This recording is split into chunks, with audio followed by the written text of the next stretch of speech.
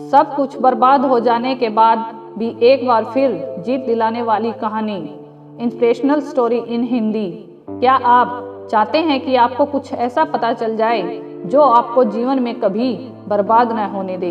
नमस्कार दोस्तों, story zone channel पर आपका फिर से स्वागत है।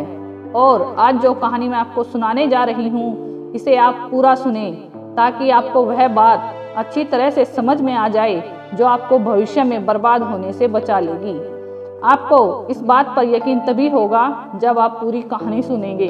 तो चलिए कहानी शुरू करते हैं। एक दयालु बिजनेसमैन सुबह सुबह पार्क में टहल रहा था कि अचानक उसकी नज़र एक ऐसे आदमी पर पड़ी जो फटे हाल, परेशान और निराश था। उसे देखकर उस दयालु बिजनेसमैन को दया आ गई।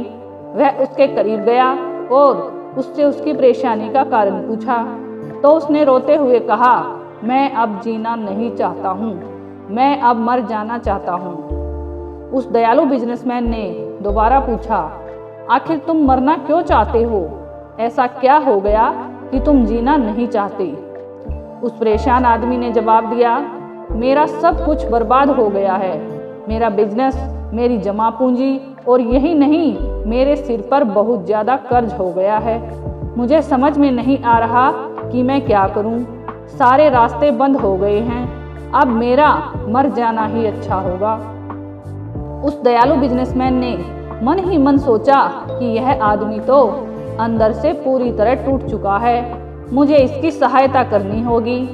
उस दयालु बिजनेसमैन ने उस परेशान आदमी को उसके बताए गए ज़रूरत के हिसाब से उसे एक चेक काट कर दिया और उससे बोला कि मैं ठीक 6 महीने बाद इसी दिन और इसी तारीख को इस पार्क में तुम्हारा इंतजार करूंगा और जितने पैसों का चेक मैंने तुमको दिया है उतने पैसों का चेक तुम मुझे दोगे।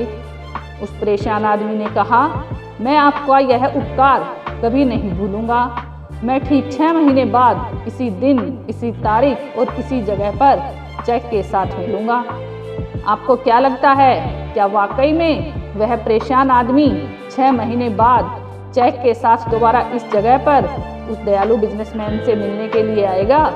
चलिए आगे जानते हैं कि इस कहानी में क्या होता है। दयालु बिजनेसमैन और परेशान आदमी दोनों अपनी अपनी मंजिल की ओर चल दिए। परेशान आदमी अब परेशान नहीं था, वह खुश था क्योंकि उसके पास इतने पैसों का चेक था जिससे वह अपनी सारी परेशानी दूर कर सकता है। लेकिन जब उस चेक के द्वारा नगद पैसे लेने का समय आया तो उस परेशान आदमी ने खुद को समझाना शुरू किया कि मैं इस चेक के द्वारा पैसे नहीं लूँगा, मैं इसे सुरक्षित तरीके से अलमारी में रख देता हूँ और एक बार फिर से मैं पूरे जोश के साथ बर्बाद हुए बिजनेस को खड़ा करने का प्रयास करता हूँ। अगर बिजनेस दोबारा नहीं चल पाया तो चेक अलमारी में ही रहेगा। इस चेक के द्वारा पैसे लेकर मैं अपना सारा कर्ज उतार दूंगा। वह परेशान आदमी चेक को अलमारी में रखकर एक बार फिर पूरे जोश के साथ अपने बर्बाद हुए बिजनेस को खड़ा करने में लग गया।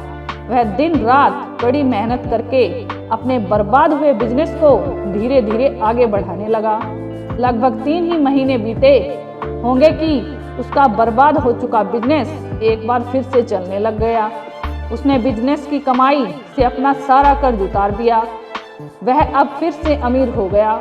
उसके पास किसी चीज़ की कोई कमी नहीं रही।